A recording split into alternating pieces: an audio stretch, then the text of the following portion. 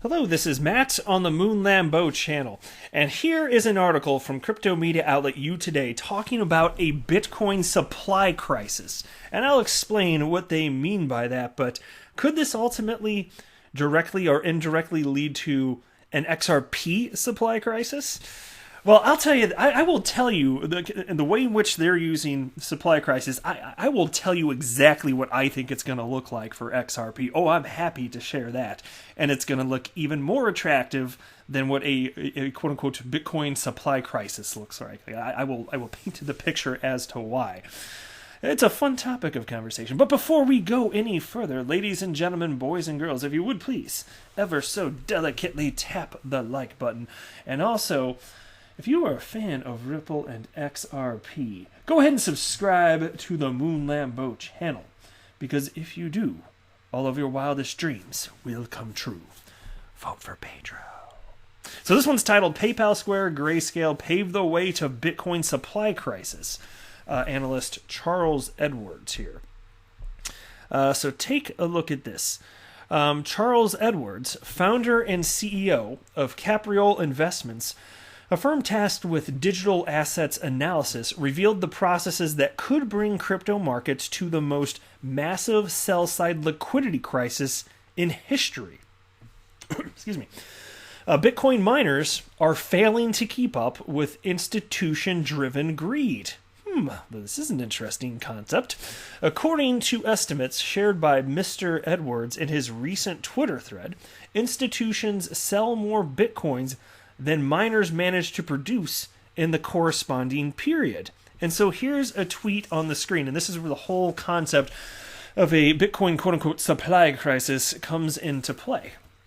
And he writes the following: "This is huge. Square is selling double the Bitcoin that is made. And now PayPal is doing the same. PayPal is almost 3x Square, so as in larger, 3 times larger." Then he writes, "We already know Grayscale is consuming a similar magnitude. This is a Bitcoin supply crisis." And then he writes, "Base case, expect huge price moves for Bitcoin." And so a bit to unpack here. As far as the impact here, look, supply and demand is a thing. I'm not going to go into that in this video. I think we all get supply and demand. If not, then, I don't know, like go back to grade school or something. All right, just do what you got to do. Or use the Googles. You got the web internet's right in front of you. Use the Googles to learn about supply and demand. You can do that too. That's fine. Then you don't got to go back to school like you're Billy Madison. It'll be okay. But here's the neat thing about it. So, like, even if this were only true for Bitcoin, and you know, you're never going to see anything like this with other cryptos, which I don't believe is going to be the case, because there's already all sorts of institutional money flowing into XRP and other cryptocurrencies. And admittedly, most of it's going into Bitcoin, but I don't think it's always going to look like that for a number of reasons. But what happens as Bitcoin goes up? Well, we know that XRP and every other altcoin on the planet just follows the price action of Bitcoin. So even if the story ended there, I'd still call this a positive. I would still call it a positive. But I think that it's going to be even better than this.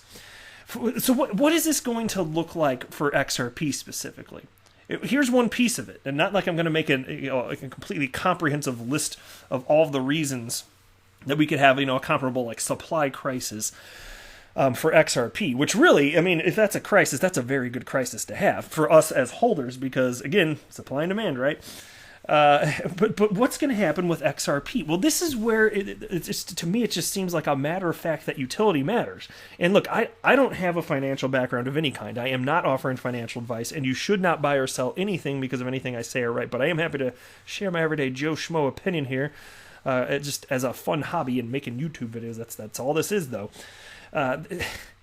Those cryptocurrencies that solve a problem, they need to be somewhere. If they're not solving a problem, then people are not going to be interested in holding them. So think about this. Even if you're just talking about the use case of XRP as a bridge currency, think about the market makers that are going to have to work with Ripple to develop corridors to make that those foreign exchanges possible. XRP must be held. And so in addition to the institutional purchases, which have already happened and I believe will pick up substantially, in addition to that, you're going to have all sorts of market makers the world over pick up the slack. And so think about what that means, though. There were only so many corridors open today. I don't remember the exact number, but there were only 6 cryptocurrency exchanges on the entire planet. Only 6 that are officially partnered with Ripple. Those are the only liquidity pools on the planet where on-demand liquidity is functionally being used. That's it. Out of however many hundreds of cryptocurrency exchanges on the planet, or maybe it's even thousands. I'm not sure how many there are. As far as platforms, exchanges that trade XRP, I guess I would have to Google it, I admit, but the last number I saw, I'm pretty sure it was like over 150. And you're talking about six of those platforms partnered with Ripple for the purpose of on-demand liquidity here.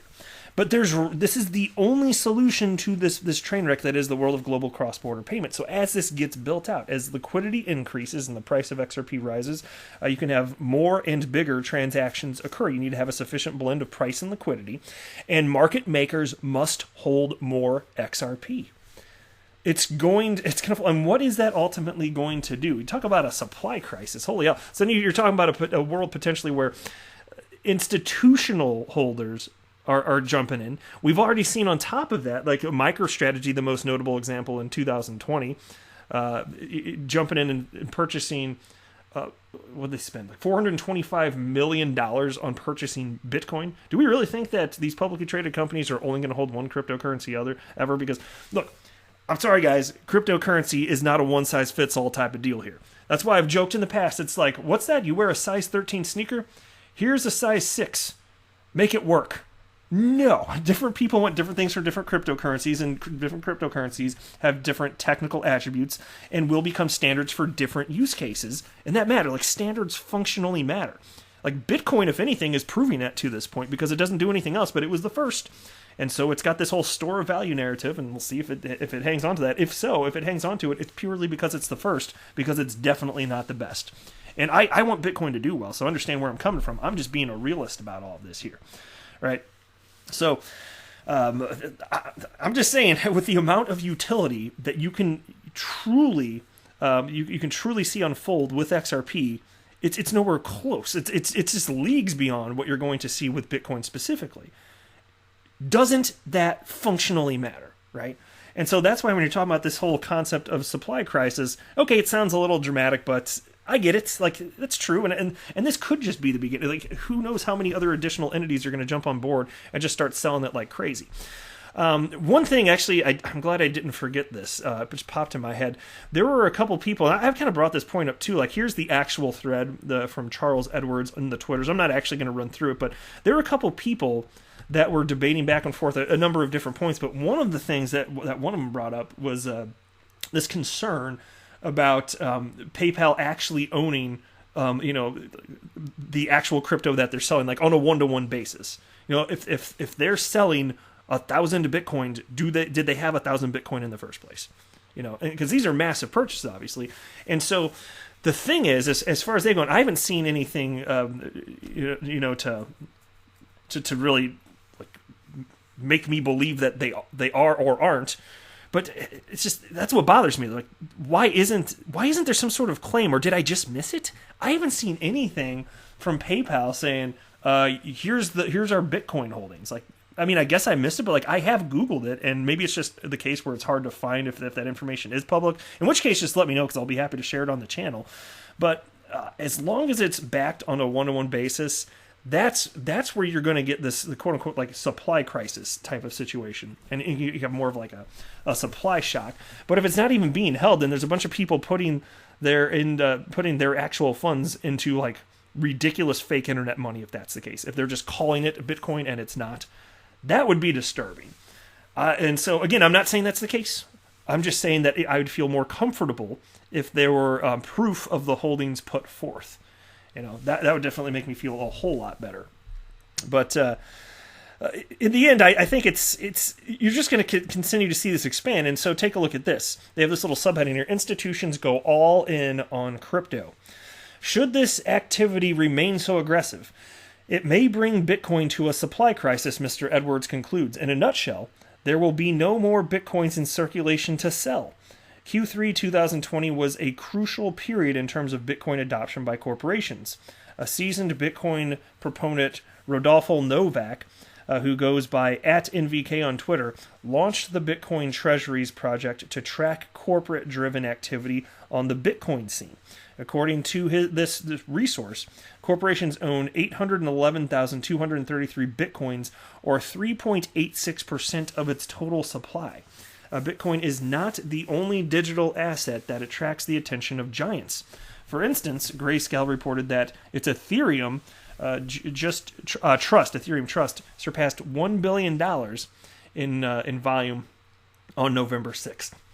All good things in time, and so they are into XRP too, and I've cited reasons why it's reasonable to speculate that the XRP holdings specifically will be going up. I made a video where I talked about that in a fair amount of depth.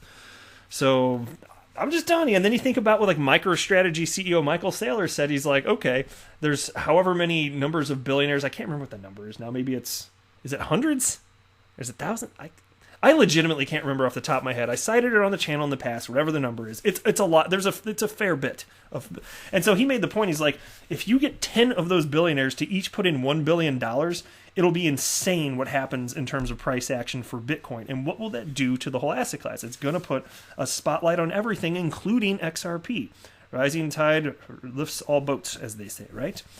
So I want to see Bitcoin continue to do well and continue to be adopted in every way that it can possibly be, which is pretty much what's happening now. It's adopted to be held and do nothing else. Treasury reserve asset. But hey, if that's all it's ever going to be, I can certainly make peace with that. Hunky-dory with the moon Lambo. And that's why I firmly believe XRP will be worth substantially more than it is today. And I don't make price predictions. I don't know what the timeline's going to look like, but I feel very confident that XRP is just going to be worth a fortune compared to where it's sitting right now. But we shall see. I am not a financial advisor. Do not buy or sell anything, because of anything that I say or write, that would be a very, very, very bad idea. Until next time, to the moon Lambo.